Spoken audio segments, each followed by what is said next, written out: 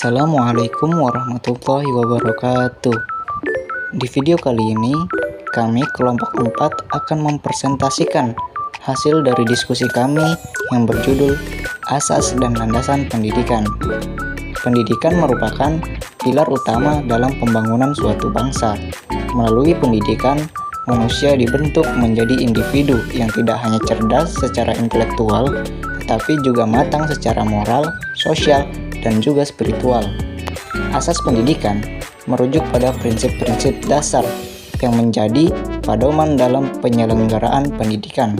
Asas ini berfungsi sebagai pijakan normatif dan filosofis yang mendasari segala kebijakan, perencanaan, dan pelaksanaan pendidikan. Sementara itu, landasan pendidikan merupakan dasar yang memberikan arah dan legitimasi terhadap penyelenggaraan pendidikan dari berbagai dimensi, baik filosofis, yuridis, sosiologis, psikologis, historis, hingga kultural. Di video kali ini, kami membagi asas dan landasan pendidikan menjadi 4 pembahasan. Perkenalkan, nama saya Muhammad Aldi Arbiansyah dengan NIM 241010074. Saya akan memaparkan pembahasan yang pertama. Nah, yang pertama yaitu asas-asas pokok pendidikan. Asas pendidikan adalah prinsip dasar yang menjadi landasan dalam merancang dan melaksanakan proses pendidikan.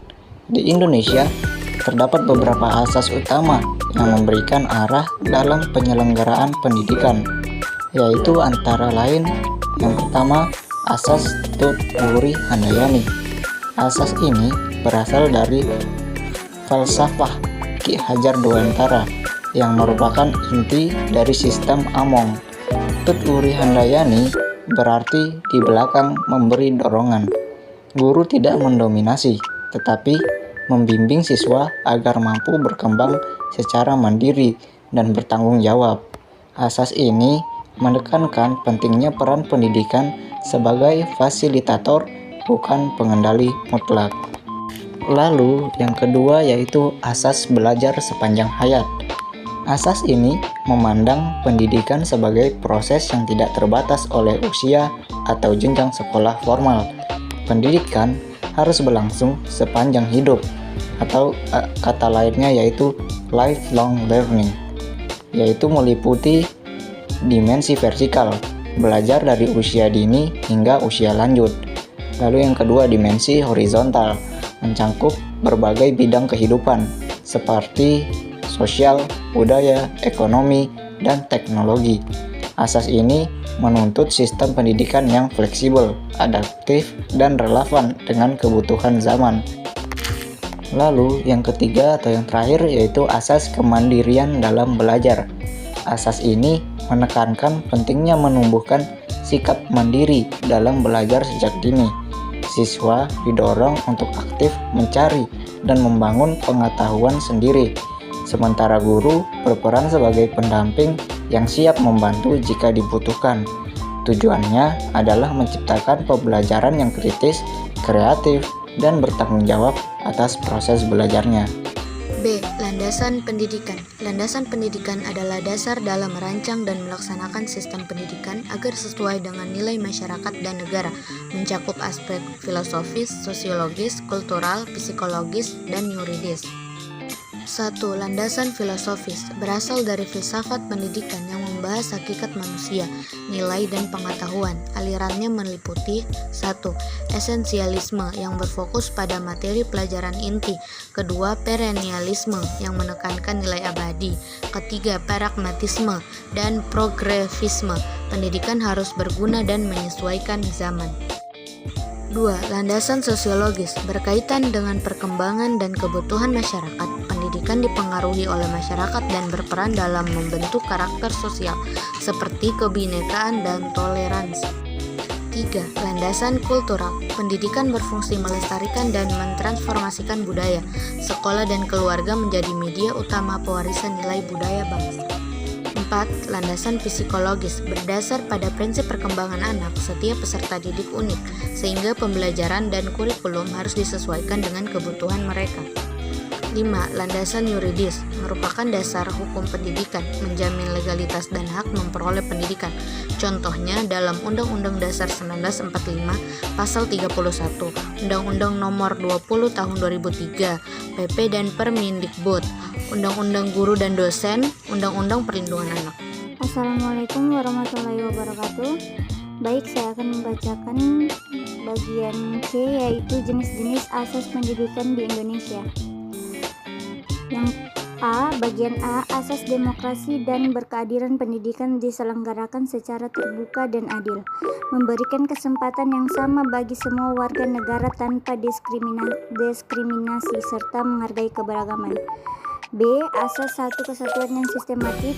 Pendidikan merupakan suatu sistem yang menyeluruh dan terpadu dari jenjang paling dasar hingga tinggi, baik formal, non formal maupun informal.